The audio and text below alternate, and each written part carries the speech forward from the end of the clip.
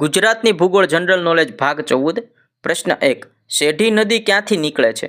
જવાબ ધામોદના ડુંગરમાંથી। પ્રશ્ન 2 આરાસુરની ગિરિમાળા કેટલા કિલોમીટરમાં આવેલું છે? જવાબ 161 કિલોમીટર।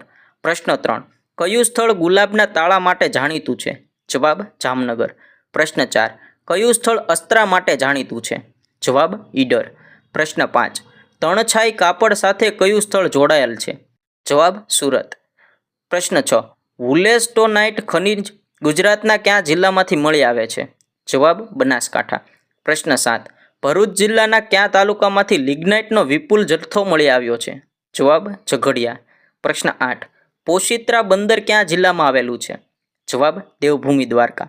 પ્રશ્ન 9 વણાકબોરી ડેમ ક્યાં આવેલ છે? જવાબ મહીસાગર જિલ્લાના બાલાસિનોર તાલુકાના વણાકબોરી ગામ પાસે મહી નદી પર આવેલો છે।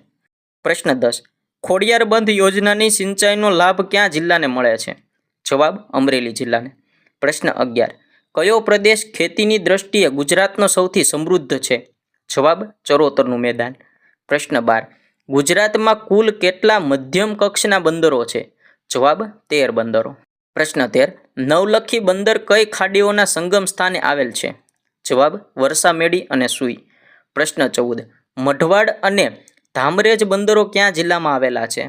જવાબ ગીર સોમનાથ। પ્રશ્ન 15 બિલીમોરા બંદર કઈ નદી કિનારે આવેલ છે? જવાબ અંબિકા। પ્રશ્ન 16 કાવી અને ટંકારી કયા જિલ્લાના ઉપેક્ષિત બંદરો છે? જવાબ ભરૂચ।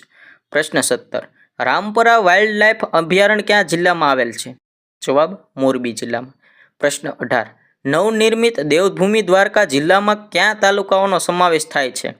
જવાબ ખંભાળિયા, ઓખામંડળ, ભાણવડ અને કલ્યાણપુર।